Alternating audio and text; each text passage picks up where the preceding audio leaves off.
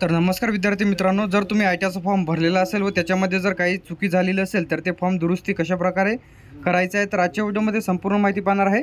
तर व्हिडिओला स्किप न करता शेवटपर्यंत बघा. तर तुमचं यामध्ये जर काही करेक्शन असेल तर ऑनलाईन करेक्शन कशाप्रकारे करायचं आहे. जर तुम्ही फॉर्म भरलेला असेल तर पुन्हा तुम्हाला फॉर्म भरण्याची आवश्यकता नाही. तर आजच्या व्हिडिओमध्ये संपूर्ण माहिती पाहणार आहे.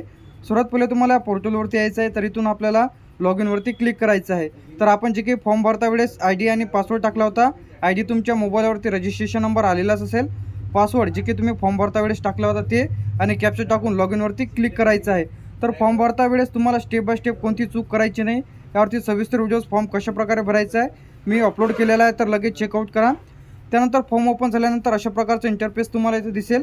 त्यानंतर आपले जे काही जे काही व्हेरिफिकेशन इथं झालेले आहेत, पहिले की आपलं फॉर्म भरलेला आहे, त्यानंतर आपलं पेमेंटसुद्धा झालेलं आहे. तर तिसरा जे पॉईंट आहे तर आपल्याला आपलं डॉक्युमेंट्स व्हेरिफिकेशन करायचं आहे की जे की आपण फॉर्म भरता वेळेस ITI सिलेक्ट केला होता. तर तिथं जाऊन आपलं जे काही व्हेरिफिकेशन आहे तिथं ITIमध्ये जाऊन आपलं डॉक्युमेंट व्हेरिफिकेशन केल्यानंतर इथं ऑप्शन फॉर्म आपल्याला येणार आहे.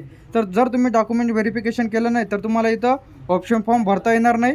तर लवकरात लवकर तुम्ही तुमचे जे काही डॉक्युमेंट व्हेरिफिकेशन आहे ते करून घ्या, जेणेकरून तुम्हाला ऑप्शन फॉर्म भरता येईल. तर आता ॲडमिशन ॲक्टिव्हिटीजवरती यायचं आहे. त्यानंतर ॲप्लिकेशन फॉर्म यावरती तुम्हाला क्लिक करायचं आहे.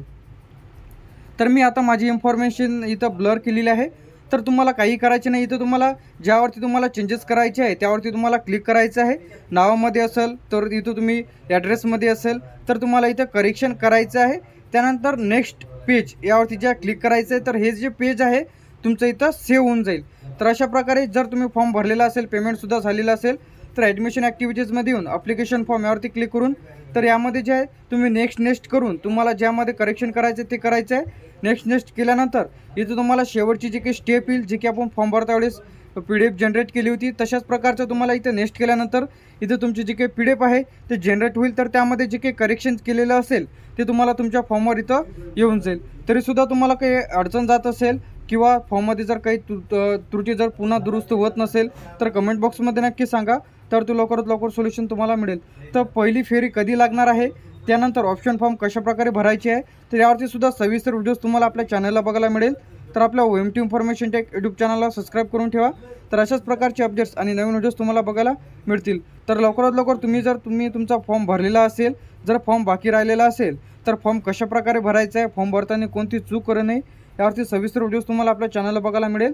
तर ITIबद्दल सर्व नवीन अपडेट्स आणि सर्व व्हिडिओज तुम्हाला आपल्या OMT इन्फॉर्मेशन टेक यूट्यूब चॅनलला बघायला मिळतील.